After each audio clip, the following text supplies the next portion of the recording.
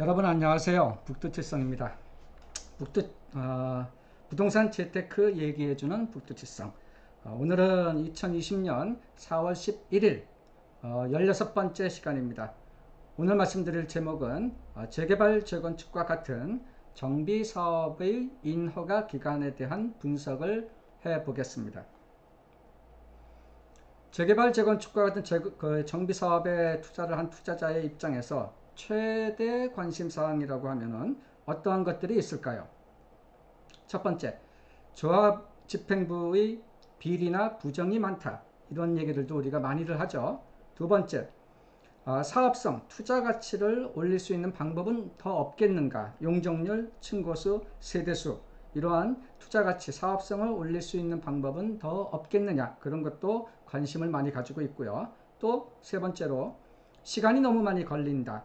이게 투자를 벌써 몇 년 전, 오래전부터 했는데 언제 입주할 수 있을지 기약을 할 수조차 없다.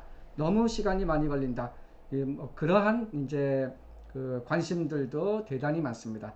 오늘 말씀드릴 내용은 이 관심사항 중에서 세 번째입니다. 시간이 너무 많이 걸린다. 이것과 관련돼서 이러한 재개발 재건축의 인허가 기간이 도대체 얼마나 많이 걸리는지 다양한 어떤 구역들의 사례들을 한번 보고서 한번 요약을 해드리는 시간입니다. 말씀드릴 오늘 내용은 첫 번째는 정비사업 인허가 단계 소개라고 해서 맨 처음에 이제 정비구역을 지정하는 단계에서부터 추진위 설립을 하고 그것이 조합 설립 또 뭐 다양한 인허가 절차를 거쳐서 최종적으로 입주 준공할 때까지 그 단계에 대한 요약을 제가 해드릴 것이고, 두 번째는 검토 구역 및 분석 기준이라고 해서 서울의 대표적인 그 유명한 구역들 한 20개, 22개 정도를 제가 나름대로 선정을 한 다음에 어떠한 방법, 어떠한 분석 기준으로 이 인허가 기간을 살펴봤는지 그 기준을 말씀을 드릴 것이고요. 마지막 세 번째는 이러한 그 구역들이 인허가를 밟아 나가는 그 단계마다 도대체 인허가 기간이 평균적으로 몇 개월 정도씩이나 소요가 되었는가, 그러한 측면으로 요약을 해서 말씀을 드리겠습니다. 첫 번째, 정비사업 인허가 단계 소개 시간입니다. 우리가 보통 재개발이나 재건축 같은 것을 이제 시작을 할 때 구역 지정, 정비구역 지정이라는 것을 우리가 제일 먼저 하게 됩니다. 그 다음에는 추진위 구성을 하게 되죠. 보통 이 구역 지정과 추진위 구성은 요 순서가 좀 바뀌는 경우도 종종 있습니다. 추진위 구성이 되고 난 다음에는 이제 조합 설립을 하게 되죠. 조합 설립을 하기 위해서는 이 주민 동의 4분의 3, 75% 정도의 동의가 있어야지만 조합 설립이 가능하다는 얘기죠. 이 추진위 구성에서 조합 설립을 하기 위해서 기본적으로 이제 주민 동의율 같은 것도 필요하지만 또 기본적으로 이 재개발이나 재건축 사업을 어떤 수준으로 하겠다라는 기본 계획 혹은 뭐 정비 계획 혹은 뭐 촉진 계획, 이러한 것들을 추진위 구성해서 조합 설립할 때까지 마련을 해야 됩니다. 밑에 보시면은 제가 뭐 가격이라고 이렇게 표현을 해 놓은 것도 한번 그냥 참조만 해 보시면 될 것 같아요. 즉 추진위 정비구역 지정할 때 가격이 비교적 꽤 오른다. 어떤 그 경향성 같은 측면입니다. 그 다음에 조합 설립할 때 가격이 상대적으로 굉장히 많이 오르더라. 그런 취지고요. 조합 설립 다음에는 이제 사업시행인가 단계로 넘어가야 됩니다. 사업시행인가로 넘어가기 위해서 조합 설립에서 사업시행인가까지 그냥 가는 것이 아니고요. 각종 영향평가들을 거쳐야 됩니다. 각종 영향평가라고 하면 교통영향, 교육영향, 환경영향, 이러한 보통 한 3가지 정도의 영향평가가 통과가 되고 나서 그 다음에 건축심의, 서울시 건축심의를 받을 수가 있게 되고, 건축심의가 끝나야지만 사업시행 인가로 넘어갈 수가 있다. 그런 의미입니다. 이때 조합설립에서 사업시행 인가까지 이때도 가격이 많이 상승하는 경향을 보이고 있습니다. 사업시행 인가 다음에는 시공사 선정 단계로 넘어갑니다. 시공사 선정 단계로 넘어가면 이때 시공사 선정을 하고 난 바로 직후부터 이제 감정평가가 이제 조합원들한테 통보가 되고 또 조합원들을 대상으로 한 분양 신청 같은 것도 이때 진행이 됩니다. 이때는 가격이 상대적으로 오르는 폭이 그렇게 크지는 않다. 그런 취지고요. 시공사 선정까지 끝나면은 또 조합원 분양 신청까지 끝나면은 이제 관리 처분 단계로 넘어갑니다. 관리 처분 단계까지 이때는 가격적 측면에서 뭐 별로 그렇게 특별히 많이 오르지 않는 경향이 많더라. 그 이유는 이 감정평가, 이 시공사 선정을 하고 난 다음부터 이때까지는 감정평가를 하고 조합원들한테 추가 분담금도 통보가 되고 그러한 과정이 있기 때문에 감정평가에 대한 실망 매물 같은 것도 좀 나오는 경향도 있기 때문에 가격적 측면에서는 쏘쏘하다 뭐 그런 취지고요. 관철을 받고 나서부터는 이제 본격적으로 이주를 하게 되고 철거를 하게 되고 착공을 하는 단계 이때를 거칩니다. 이때 이주 철거 기간 동안에 이제 일반 분양 같은 것도 하게 되죠. 이때는 가격이 한 이 정도 수준으로 상승을 하는 경향을 보이더라. 마지막으로는 이제 준공을 하게 되고 이제 조합 청산 같은 것들을 하게 됩니다. 이 정도가 첫 번째 내용으로 정비사업 인허가 단계에 대한 개괄적인 소개였었고요. 두 번째, 제가 이제 어떠한 구역들을 이제 갖고 왔고 그 구역들을 어떤 수준에서 분석을 했느냐를 말씀드리는데요. 구역을 한 22개 정도를 갖고 왔는데요. 22개 정도 구역을 나름대로 서울의 각 구별로 대표성을 가지는 이러한 재개발이나 재건축 구역들을 골고루 가지고 왔습니다.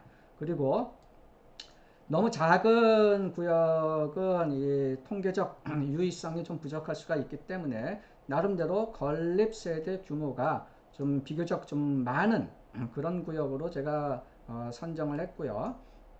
또 이런 기간 분석을 하기 위해서는 그래도 사업이 어느 정도 이제 끝난 상태가 되어야지 의미가 있기 때문에 가능하면 최근에 입주를 한 구역을 기준으로 이 구역을 뽑아 봤습니다.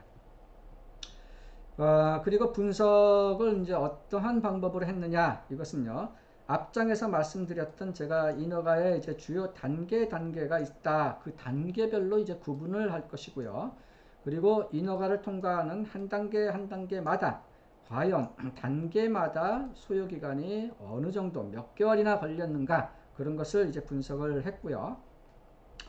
그래서 정비구역 지정 단계에서부터 입주 준공할 때까지 소요기간이 전체적으로 얼마나 걸렸느냐 혹은 정비구역 지정 단계가 아니고 추진위 설립 단계 혹은 조합 설립서부터 혹은 뭐 사업 시행 인가 혹은 뭐 관리 처분 인가 그때부터 입주할 때까지 도대체 시간이 얼마나 걸렸는지 그러한 측면으로 말씀을 드리겠습니다.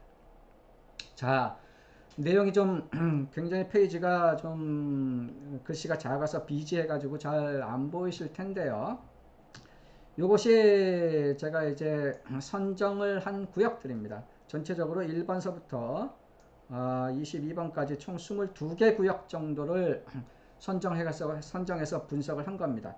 보시면은 중구의 신당 6구역, 은평구의 녹번 1, 2구역, 불광 4구역, 용산구의 효창 4구역, 그리고 뭐 송파구의 가락시형을 재건축한 송파일리오 시티, 옥수 13, 금호 13, 또 서초구의 신반포 5차를 재건축한 신반포 아크로 리버 뷰, 또 아현 뉴타운의 대표 주자인 아현 3구역, 뭐 고덕 그라시움, 또 뭐 고덕 시형, 또 개포주공 3단지를 재건축한 DH 아너 힐스 이렇게 전체적으로 22개 구역 나름대로 보시면 아시겠지만 대표성을 가질 만한 최근에 입주한 구역들 중에서 대표성을 가지고 비교적 세대수도 많은 그러한 구역들을 뽑아 본 것입니다. 사업 방법이라고 해가지고 재개발 사업이냐 아니면 뭐 재건축 사업이냐 이런 식으로 이제 구분을 이제 한 것이고요.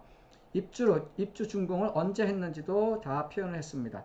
가능한 한 최근에 입주 준공을 한 그러한 단지들을 뽑아 봤습니다.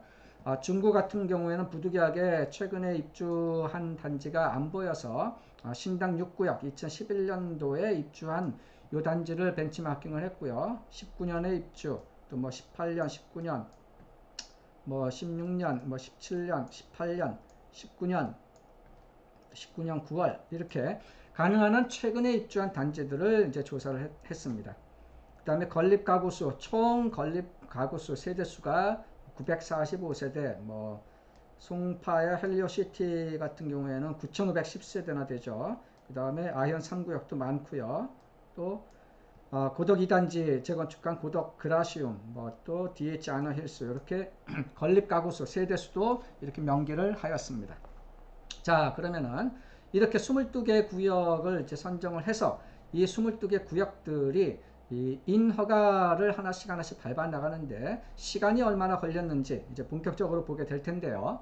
다음 페이지, 이 페이지를 보시면 이것은 이제 단계별로 언제 인허가를 받았느냐 그거를 조사를 한 것입니다. 예를 들면 중구의 신당 6구역 같은 경우 구역 지정을 정비 재개발 구역 지정을 2006년에 받았단 얘기고 입주 준공을 2011년 11월 달에 했단 얘기고요.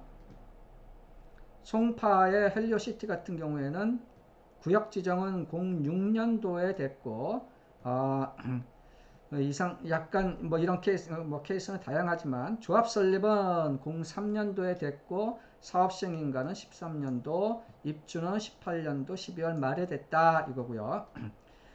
송파 헬리오시티 같은 경우에는 좀 보시면은 조합 설립은 03년도에 됐는데 사업 시행인가가 13년도, 10년씩이나 걸렸습니다. 조합 설립서부터 사업 시행인가까지 이렇게 송파 헬리오시티 가락시형은 10년 정도가 지났다, 소요가 됐다.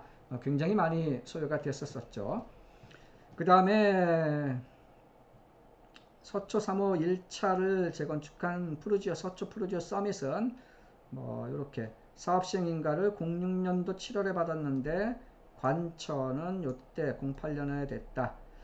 이상 좀 주목할 만한 것은 관리 처분은 08년도에 됐는데 입주를 2014년도에 됐습니다.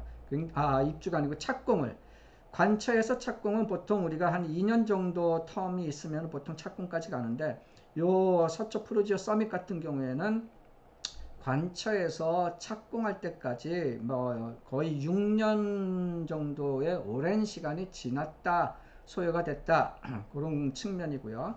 아현 3구역 같은 경우에는 05년도에 정비구역 지정 그리고 6년도에 조합 설립이 됐고 07년도에 사업시행 또 08년도에 관처 그리고 09년도에 착공.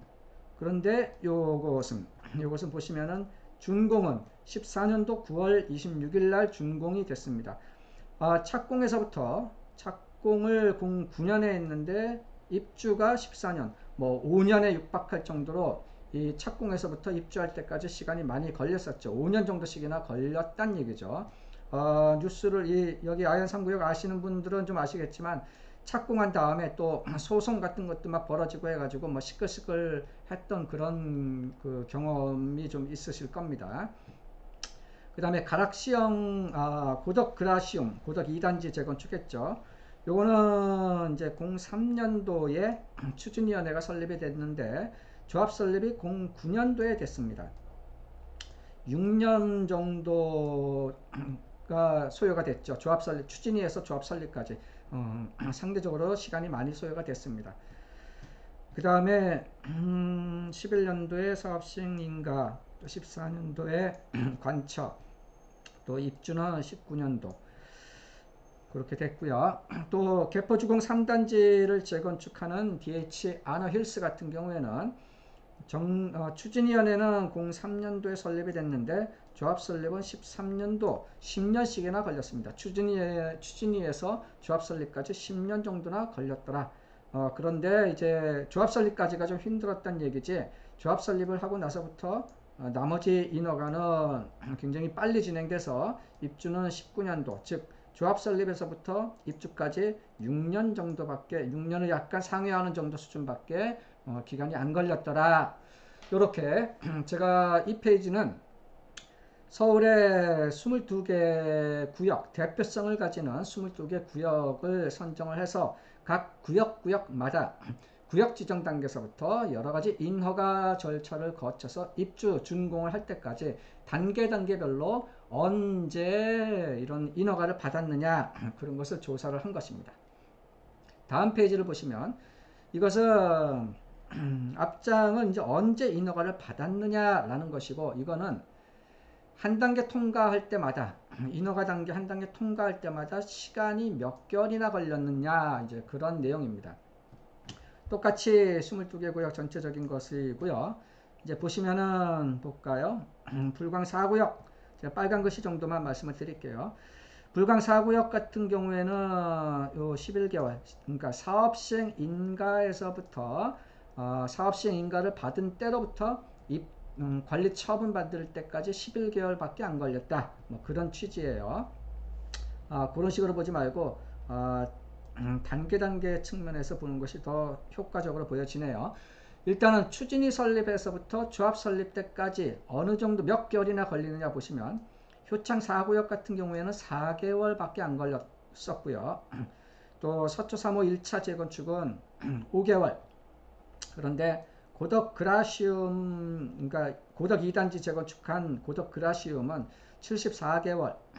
즉 추진위 설립에서부터 조합 설립까지 74개월씩이나 오래 걸렸었습니다. 그 다음에 맨 밑에 거 볼까요? 개포주공 3단지를 재건축한 DH 아너힐스 같은 경우는 111개월 걸렸습니다.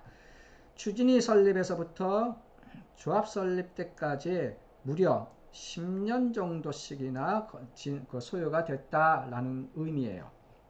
그래서 이 평균 42개월, 22개 구역을 전체적으로 평균 추진위 설립 때부터 조합 설립 때까지 평균적 기간을 계산을 해보면 약 42개월, 3년 반 정도 시간이 지났더라, 소요가 되었더라, 그런 의미입니다.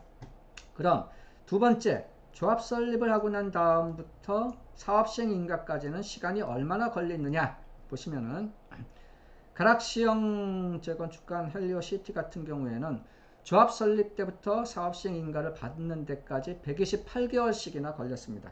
만 10년 8개월이 걸렸습니다. 굉장히 많이 걸렸다는 얘기고요. 밑에 7개월짜리를 보시면 답심리 18구역이라고 있네요.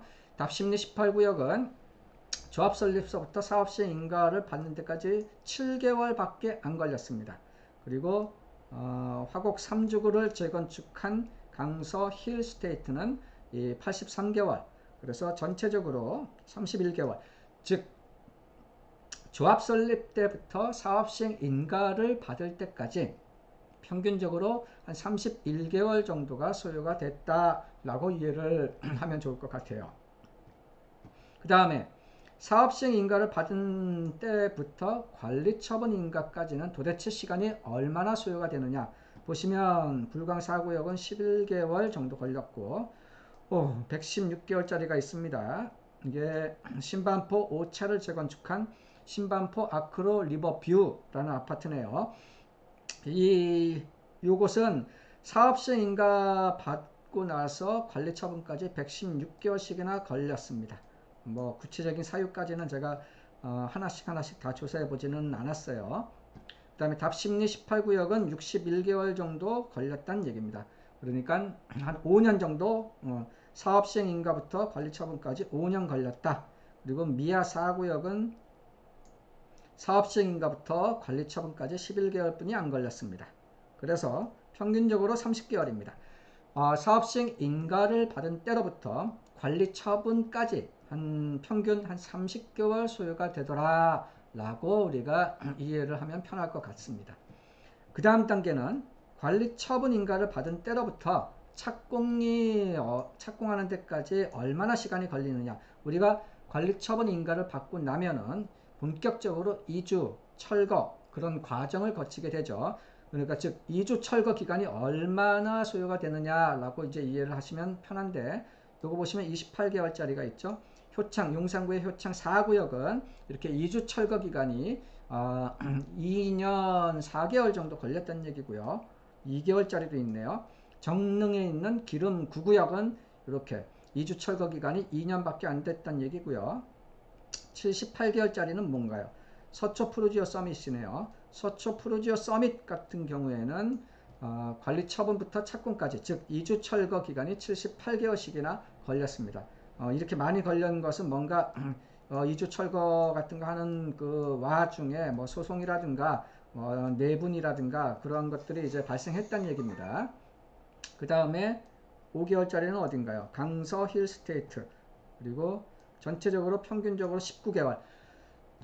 관리처분에서부터 착공할 때까지 약 2년이 조금 안 되는 시간이 소요가 되더라 라는 의미가 되겠습니다. 그 다음에 착공을 시작하고 나서부터 입주할 때까지는 시간이 얼마나 걸리느냐 보시면은 대부분이 한 3년여 정도, 평균적으로 39개월 정도가 소요가 됐습니다. 근데 여기도 보시면은 빨간색이 29개월 정도의 이렇게 착공에서부터 준공 이렇게 짧은 것도 있고 71개월짜리도 있습니다. 아현 3구역 같은 경우에는 착공에서부터 준공까지 71개월씩이나 걸렸다라는 의미죠. 이때 이렇게 많이 걸린 이유가 그때 당시 굉장히 시끌시끌했었습니다. 조합 내분 홍보, 뭐 소송 같은 거 막 되다가, 그래서 막 건설 착공을 하는 과정 중에 있는데 갑자기 뭐 이게 건설이 홀드 중단되는 사태, 막 소송 발생하고 막, 그래서 이렇게 이 사업 기간이 71개월씩이나 걸렸습니다. 어쨌든 이렇게 착공에서부터 입주할 때까지는 평균적으로 한 39개월 정도가 소요가 됐었습니다.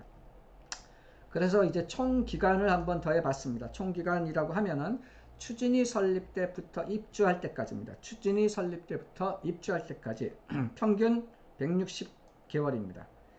추진위 설립서부터 입주할 때까지 평균 160개월. 그럼 몇 년인가요? 10년이면은 120개월이니까 한 13년 한 반 정도, 13.5년 정도. 즉 이런 정비사업, 재개발이나 재건축을 하게 되면은 추진위 설립한 때로부터 입주할 때까지는 평균적으로 한 13년, 14년 정도가 걸리더라 라고 우리가 이해를 하면 좋겠습니다.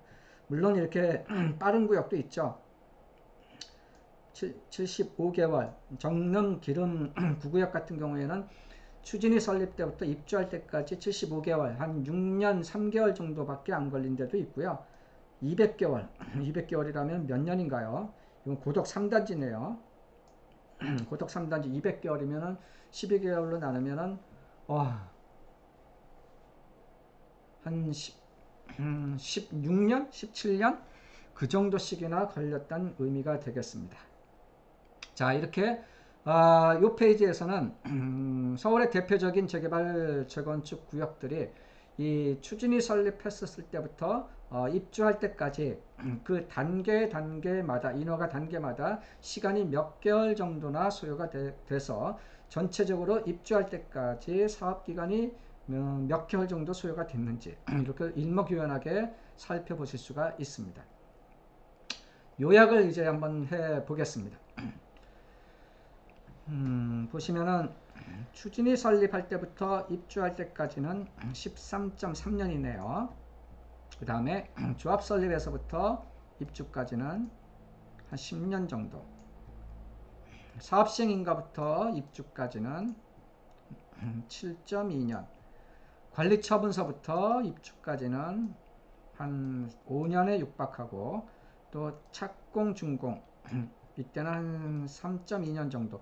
착공 준공은 특별히 이제 조합 입장에서 인허가 같은 것을 이렇게 관련되는 부분이 별로 없죠. 착공 준공은 주로 건설사, 시공사들의 몫이기 때문에 이 착공 준공에 대한 시간은 거의 뭐 특별한 편차 없이 보통 한 3년에서 3년 반 그 정도로 소요가 된다라고 보시면 좋을 것 같습니다. 그 그래서 보시면은 상대적으로 이 단지 규모가 크다거나 혹은 사회적인 관심이 많은 구역 같은 경우에는 이런 인허가 기간, 사업 기간이 상대적으로 좀 많이 걸리는 경향이 있었던 것 같습니다. 오늘은 정비사업, 재개발재건축 정비사업의 인허가 소요 기간에 대한 분석을 해드렸고요. 혹시 부동산 투자와 관련돼 가지고 듣고 싶은 내용이라든가 제가 다루었으면 하는 그런 아이템, 안주거리 같은 것이 있으면 말씀을 해 주십시오.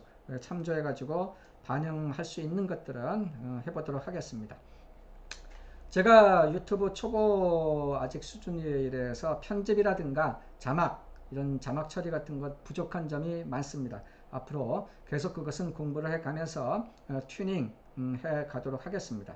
이상 2020년 4월 11일 토요일 부동산 재테크 이야기하는 북두칠성 시간을 마치겠습니다. 감사합니다.